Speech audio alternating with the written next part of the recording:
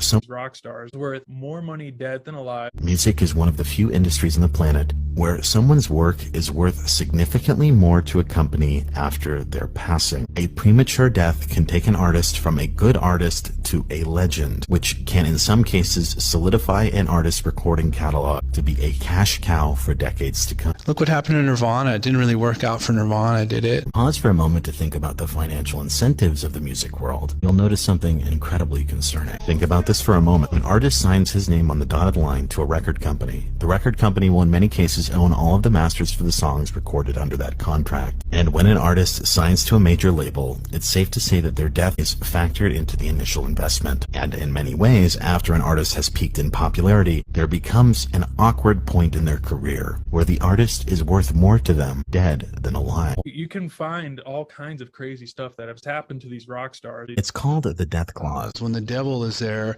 and the devil's laying it all out, it's a struggle between art and commerce, right? Because you got to keep the plate on the table no matter how bad you feel. And, you know, songs make us laugh and they make us cry, but that stuff ain't got no place on the bottom line. And speaking of lines, you signed on the dotted one, so that's about taking responsibility for what you did. You know, you signed onto the major label, you know, you went the mainstream route, and it's a volatile world, you know. He had planned to leave David Geffen Records, going to start other work. The death clause, or the non-performance clause. Now, this is one of those lesser known details in regards to record contracts, but the former manager of the Grateful Dead, Hank Harrison, wrote about this some years back. Companies shall have the right to secure insurance equivalent to 10 times the estimated value of the artist's earnings from any source of revenue for company's sole benefit. Companies shall be allowed to employ any insurance carrier or combination of the same to assure this benefit and need not consult or require signature compliance from the artist. Companies shall keep such information confidential, except that the company may disclose information to the applicable insurance carriers or as required by law. Artist or artist's estate shall have no right to review or claim the benefit of any such policy obtained by the company. In short, here is what a death clause does in my humble opinion. If an artist fails to perform or pay back advances, the artist becomes more profitable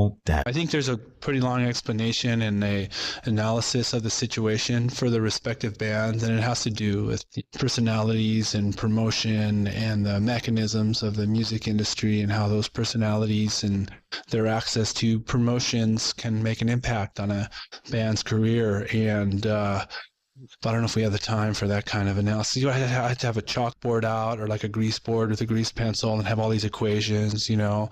Nirvana plus expectations plus Chris equals, you know, this or that. It was just like I can have a whole formula, like some kind of like, you know, math physics professor thing. I can have it all, you know, minus, you know, this equals, you know, where I go. I'm sitting right here talking to you today. His estate is actually worth more than Elvis Presley. According to a study conducted by the University of Sydney, which sampled 13,000 different artists across 7 decades, it was noted that a popular musician's life expectancy was up to 25 years shorter comparable to the general population. Furthermore, accidental death rates were between 5 and 10 times greater. Suicide rates were between 2 and 7 times greater, and homicide rates were up to 8 times greater. The study suggests an average life expectancy for musicians that are male to be in the late 50s and women in the early 60s. At first glance, these numbers are hard to contextualize, so let me give you something to compare it to. This is the same life expectancy you'd expect to see for a police officer in Buffalo, which has been labeled the most dangerous city in New York. These numbers make it clear as day that the true price of fame in the music industry is up to 25 years off your life. But that's not to say that fame is this deadly across the board. In another study that sampled 1,000 different notable people from 2009 to 2011 from all professions, they found that those notable for their work in business, politics, or military generally lived longer than the national average. So what is going on with the music industry in particular? Well, much of the formal research on this topic scrutinizes what is wrong with the artist as an individual. Perhaps it's better in this case to focus on what is going on within the industry as a whole. Because I find it incredible, you know, thinking about your track record being in Nirvana. Like, shouldn't they be taking care of you, Chris? How? Oh, God, that's a good question. And I've asked that question.